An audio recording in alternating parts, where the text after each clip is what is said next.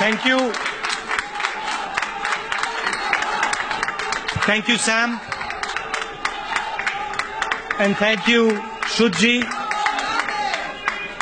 I'd like to welcome all the people on the stage and every single one of you in this room.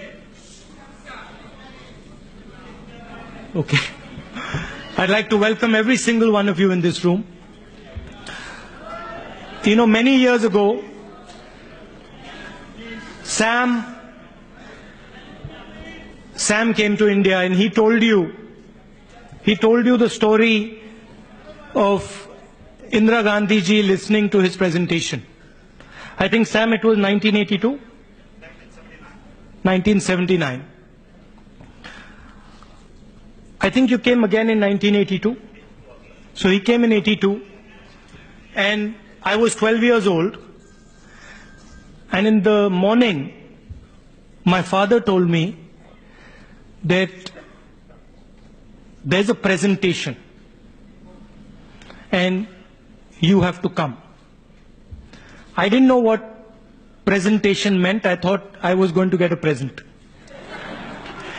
Anyway, I went there and my sister and me were made to sit down in the back of the room quietly. And we sat there for 6 hours. And Sam and my father discussed computers. I didn't quite understand what a computer was. Nobody actually in 1982 really understood what a computer was. To me, it looked like a little box with a TV screen on it. And frankly, I didn't like that presentation because as a little kid, I just couldn't stand the fact that I had to sit there for 6 hours. And 4 or 5 years later, I started to see the result of that presentation.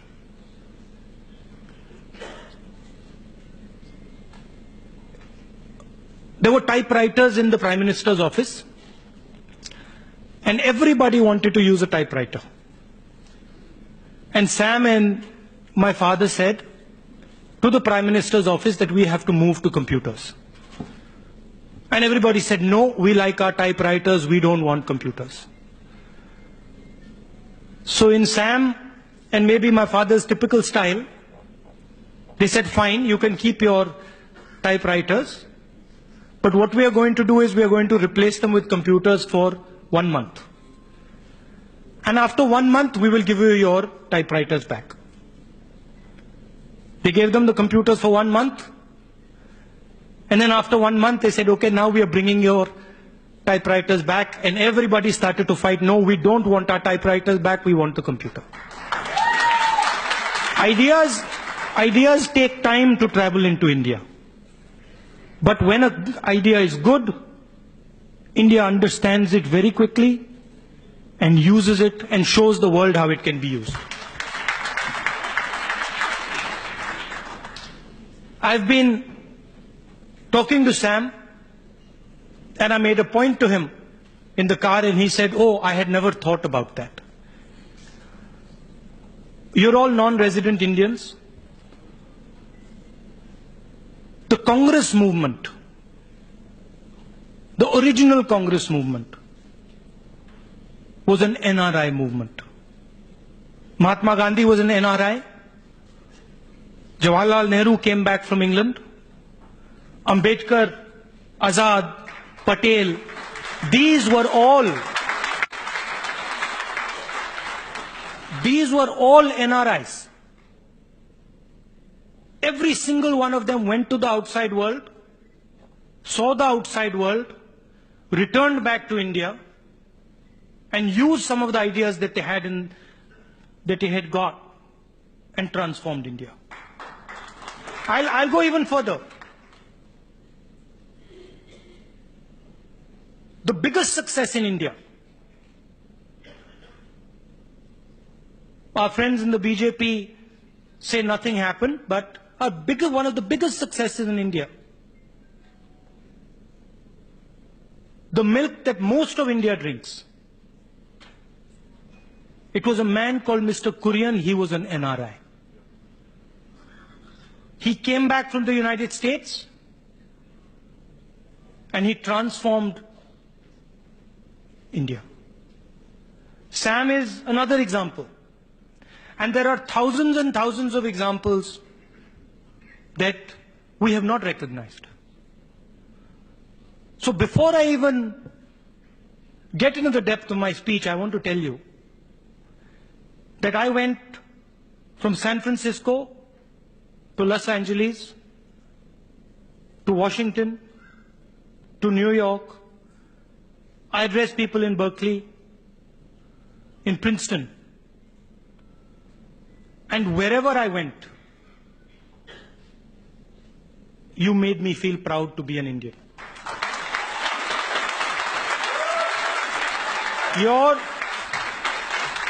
Everywhere you look in this country, everywhere you look in this country, there is an Indian person working for America, working for India, living peacefully and building this country and our country at home. So I would like to start by telling you that you are actually the backbone of our country.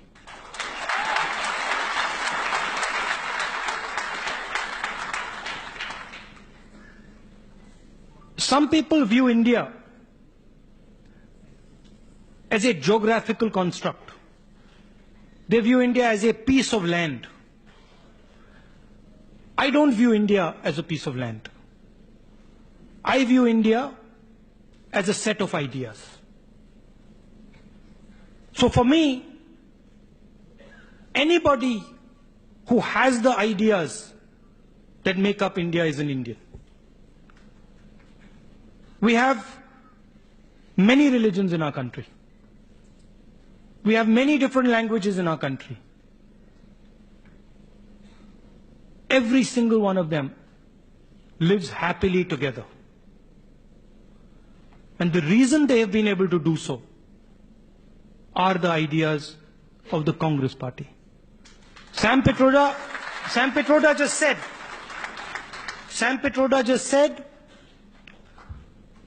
that the Congress is 130 years old. Yes, it is true. The Congress organization is slightly more than a century old. But the Congress idea in India is thousands of years old. Sam, we don't represent an organization. We represent a philosophy that is thousands and thousands of years old. And I'll tell you a little bit about what that philosophy is.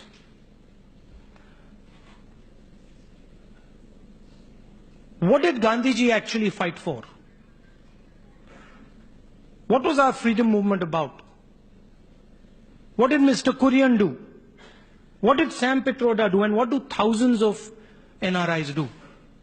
They stand up for the truth. It doesn't matter what is standing against them. When they believe in something and they are convinced that that is the truth, they stand up for it and they pay the price for it. That is the Congress idea. I had a lot of conversations in my trip. I met a lot of people in the administration. I met people from both Democratic and Republican parties. I met many friends, NRI friends. And I must tell you, I was very surprised. Because before I could even tell them what I was feeling, before I could even tell them what I was worried about, they told me exactly the same thing. And the single biggest thing most people told me,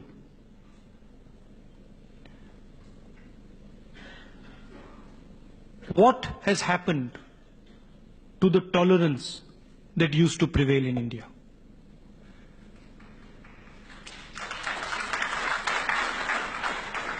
What has happened to the harmony in India?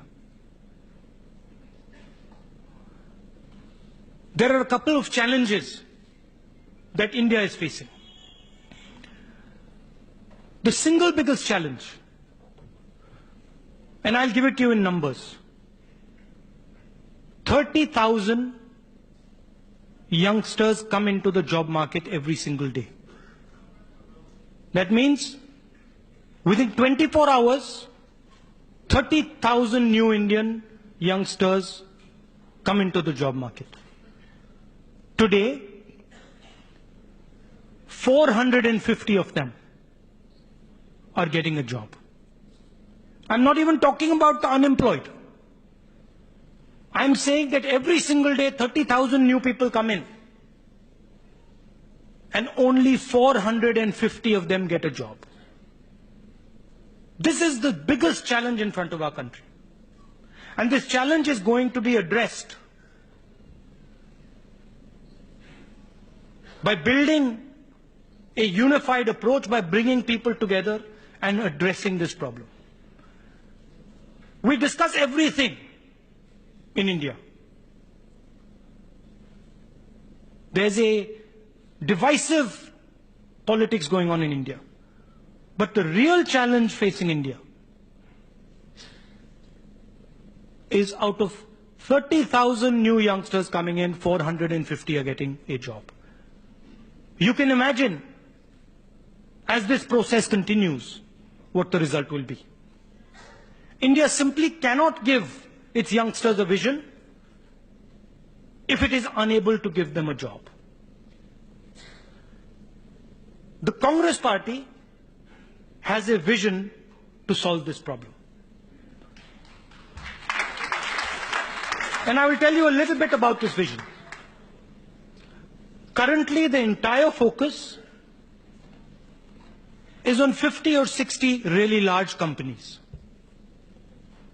We believe that if you are to create millions and millions of jobs in India, it has to be done by empowering small and medium businesses. It has to be done by empowering entrepreneurs. Second, I'll give you another number. 40% of India's vegetables rot. Agriculture can simply not be ignored. There are people from Punjab here. You will understand, yeah, there you are. You will understand exactly what I am saying. Agriculture is a strategic asset. We need to build agriculture. We need to develop a cold chain. We need to put food processing plants near farms. And we need to empower Indian agriculture. We can get millions of jobs if we empower our farmers.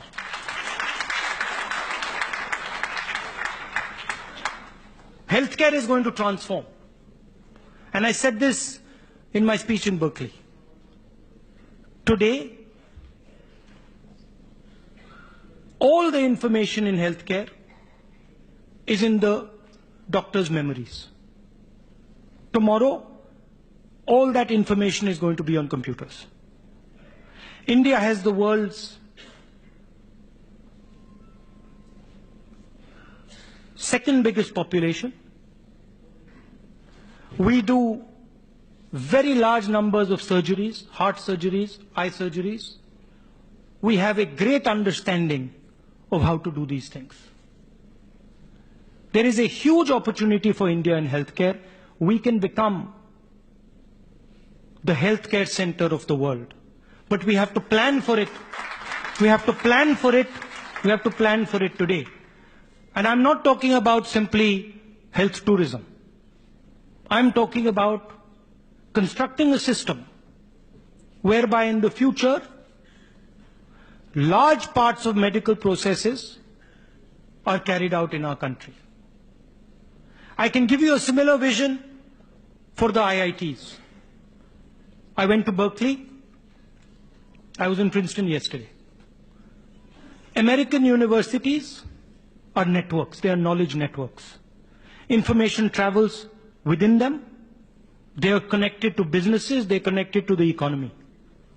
Our IITs are tremendous institutions, but they are not networks. If we connect our IITs to our industry, if we connect our IITs to businesses across the world, they will start to compete with the best institutions in the world. These are things that can be done. These are things that can be done. But I want to go back to the beginning of my speech. You need to get involved. You have tremendous knowledge. You have tremendous understanding. You work in different fields. I want to invite you to come and work with the Congress Party to discuss the vision going forward. We want to take your help. We want to take your help. And look, Sam Pitroda single-handedly transformed the telecom industry. We don't want one Sam Pitroda. We want at least 10 to 15 Sam Pitrodas, because there's a lot of work to be done in India. The last thing I'd like to say to you, India has always shown the world how to live in harmony. For thousands of years, India has had a reputation of peace and harmony. This is being challenged. There are forces in our country that are dividing the country. And it is very dangerous for the country, and it ruins our reputation abroad. Many people in the Democratic Party and the Republican Party asked me, what is going on in your country? We always believed that your country worked together. We always believed that your country was peaceful. What is going on in your country? And that is something that we have to fight. India's reputation in the world is very important.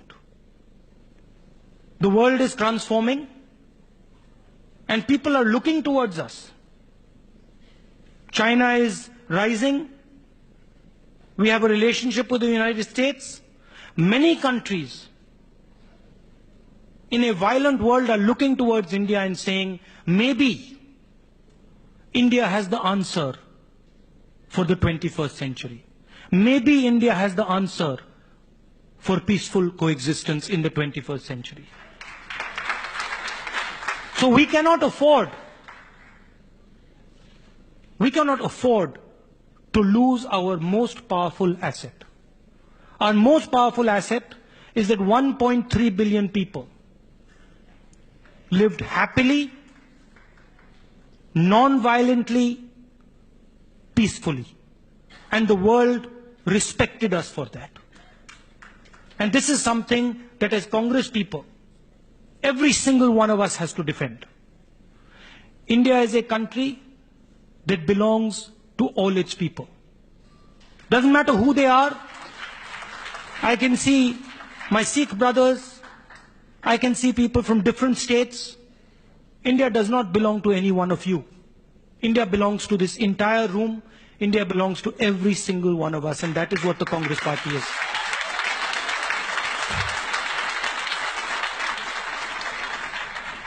Again, I'd like to thank you very much. And I've told Sam, whenever you want me to come to the United States, whenever you want me to come anywhere, just call me. मैं हाजिर हो जाऊंगा. And final thing I told Sam today, he said about the photographs, and I've learned something. Sam, हमारे यहाँ individual photograph चलती है. तो I think next time we will give a decent amount of time so that we can have selfies or photographs together. Thank you very much. All the best.